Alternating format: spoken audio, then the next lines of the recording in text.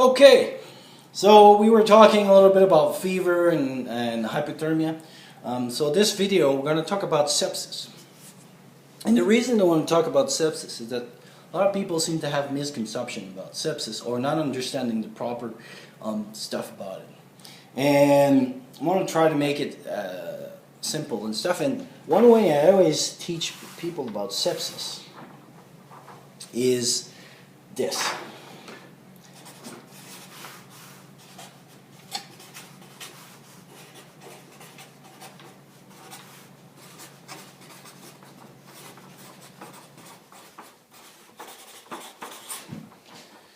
So,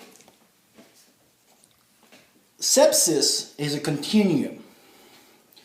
You go from being normal, and then an infection. So we were talking about in the last video that SEERS can be different things. You can be trauma, it can be an allergic reaction, it can be anything. Anything will trigger your inflammatory process. Anything. Well, anything that goes into your body will create that. Then you have the SEERS protocol.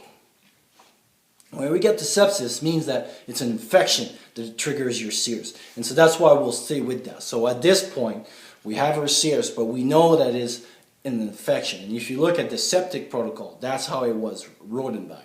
It says SEERS plus suspected infection, sepsis. And why do we want to catch it? That's why. This is how I always see it. When you're at septic shock, you're down, and to go back up to normal, it's harder work than if you're at sepsis and you turn them back to SEERS, that you bring them back to normal. A little bit easier on the flat surface than to climb up the hill again. So what is sepsis? Basically, it means that your body is going in war. So this is how I see it. So imagine that you have like the Second World War, right? Or the First War, whatever one of history you guys like. And there's a big battle. Battle start, you're going to send your normal army. Because, you have your army, you don't know how big the battle is yet. So you send your normal army. So you send your army, and the battle is bigger than you expected. So now you're losing a lot of your warriors, but you need more. So then you start to train people, but instead of having the 5, 6, 7, 10 years of experience that you send on the front of the first time, now you have to train people in months and smaller version. And quicker, to a point that you almost said, here's a gun, go over there and shoot people. And more you're doing this, because the war is getting so big and big and big, you need to ship people a little bit more. As well, because the front is away from this, you need to do a lot of transport. So that means that you need to push people up, and you dispense a lot of energy to do that, and you use the railway or whatever you mean to get to this transport, and so you're using a lot of transport and stuff. This is where SEERS is. So when you have your first battle, you're sending all your big army. If your army is good and they contain it, it's finished, and you'll go back to normal and the battle is finished. If you can't, you're going to sepsis. One of the signs of sepsis is what we call band. And you'll see that on the white blood count cell, 10%, 20% band, or whatever. Well, the band are the white blood count cells when they're immature. And this, in my story, is basically those soldiers that you're like, here's a gun, go and shoot. More you have of those, more that means like the body is towards the end of his battle, and he's basically shooting everything that he can do, even people that are not even uneven trained, so not even white blood count cells that are trained. So that's why you see an increase in the bands. You're sending pretty much anyone. The reason that we're tachycardic, that we're flush, that we're red, is because of this. Those army needs to circulate to the battle. How you do that? through your vascular system. So how do we do that? Is that basically your heart will pump faster to kind of create this thing, which will create an increase in your temperature because you have dilatation to send those people in as well. So what happened is that inner vessels, it's usually closed like this, but usually your infection or anything will be outside the vessels. So what the body will do is open up those things so that the white blood count cells, because they're pretty big, molecules. So basically they'll have to cross over. So they have to open up and they'll go. And that's why you have like a shift and you lose a lot of fluids as well, because now this fluid goes outside, and as you open it up, you open up to everything, not just white cells goes, but not the fluid. So the fluid goes as well. So that's why we have vasodilatation, and that's why we'll see the signs and symptoms. But that's why we also have pulse pressure widening, and as well as opening up the vessels means like the fluid will go down, and that's why we have the septic shock, which we'll talk a little bit further. But this is what sepsis does. And that's why the first thing, if you have one thing to do in your whole thing for sepsis, and start giving the antibiotic before your blood culture, before whatever. There's been studies after studies, especially HeartSnet, that says do not delay antibiotic administration for any test.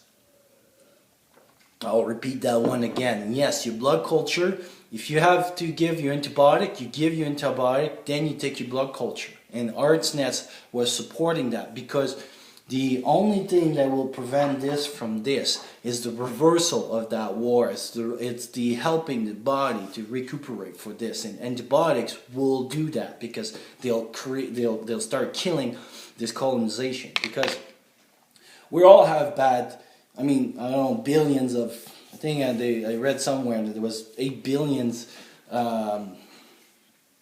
cells on your body. 8 billions. And some are good, some are bad. And so when we have in the body, it's the colonization that creates an infection. So that means that we may have an infection that is contained at Sears, it's maintaining that way, and our body can manage it. But when it becomes so big, that means that one cell becomes 2, 2 becomes 4, 4 becomes 8, like that process. Well, that means now the body cannot cope with this. So by giving antibiotic, hopefully we'll kill some of them by the antibiotic attacking them, and hopefully we'll be able to contain a little bit more and fight the battle. So that's why your antibiotics are so important. I think it was for every hours that the antibiotics are not given, it's like 10% mortality or something. It's incredible. Like the risk of mortality is way higher if you delay the antibiotics. So first thing you need to give is those antibiotics. You need to give them as quick as you can. Give them in their body, and boom. And that's why we go wide spectrum as well. We don't wait for the blood test or anything.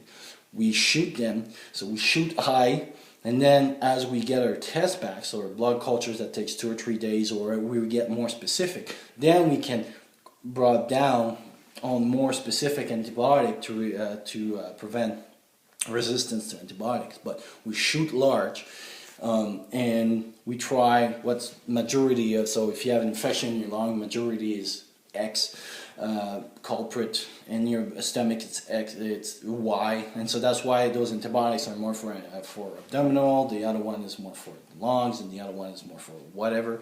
So that's why we give those ones. It's just because we cover pretty much everything else that we cover. But they're really, really important to give. It's not the fluid, it's not the levofed, it's not the Tylenol, it's nothing else than the antibiotics. The antibiotics are so important in sepsis because it will prevent you to go over there. After that, we have to, so once we have started the war, now we need to maintain the body, maintain our troops over there so that they can win that war.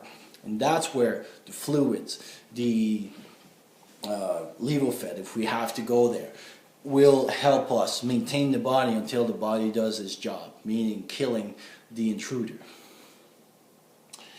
So this is sepsis, really important. So when do we get to septic shock? So sears plus an infection equals sepsis.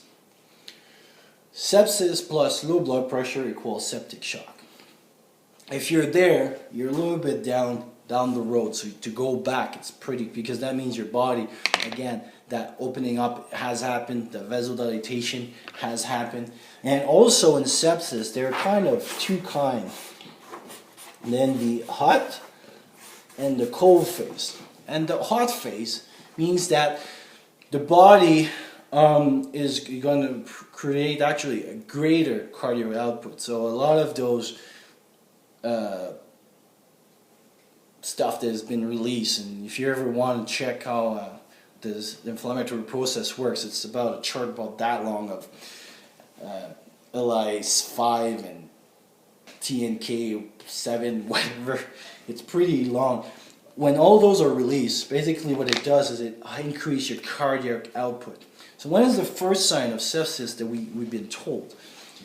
Widening pulse pressure and bounding pulse. And this is why. The widening pulse pressure comes from the dilatation of your vessels. So if you think about it, I got my vessels dilated, but I have a heart that pumps like crazy. So because I got dilated, that means that the blood will shoot through, will hit at the systolic pretty high because it will come out, which will be my bounding pulse. But because it's dilated, when I go to my diastolic, the blood will come and go down, and the pressure will go down, and that's explain the differential of the pulse pressure being so different. And that will explain also the pounding. So that means that the cardiac output is high. So that's why usually you'll see it on the hot phase, which is the first beginning. So that's where you have the temperature and everything. But if you look also at the sepsis protocol, we always talk about low temperature sometimes. And this is the cold phase, because the body can only do that for a certain period of time. Because again, just like a government with an army, you ran out of supplies and bodies and money. So at one point you have to slow down, or you're not as effective as you were at the beginning of the war as later in the war. So you go into cold phase, and the cold phase is that's when we can see people with lower temperature.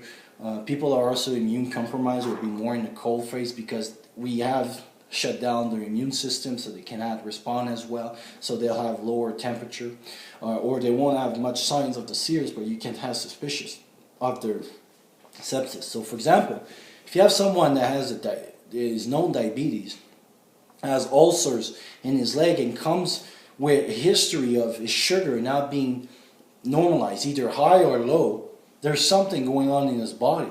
And this person, even if doesn't show any signs of temperature or tachycardia or anything like this, he could be an infection because his immune system is down, and for whatever reason could have also cancer or something, and he could be on immunosuppressant. And the body, the only way that you can see it is that he's using all his sugar. So either his sugar is very high because the body is responding to it, or either his sugar or very low because we're in the cold phase of it. So sometimes those will be only the symptoms that you will see about sepsis.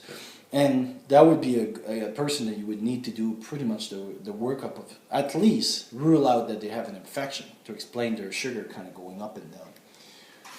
So after you did that, if you fail to do that, then you'll go to the septic shock. And septic shock means that now you need to maintain the body pretty harder, so that means more fluids. But the problem with fluids is that they'll go third spacing, and it's not that easy. Even starting on Levofed, it's not that easy because it will constrict, and if you leave them too long on that, they can shut down their kidneys, and that could be a complication of prolonged Levofed drips. And then the multi-organ failure. And multi-organ failures is basically when DIC start kicking in, meaning that your platelets get all together, creates all those little emboli, and then shoot them everywhere, and you can have shutdowns of organs because of that. The first one you can see is elevated liver function. The other one also will be the kidneys because of the decrease, because of the shock. The kidneys will shut down, and then you can have renal failure. But so then you need to monitor that. Anyway, hopefully I hope it was helpful, and I'll talk to you soon.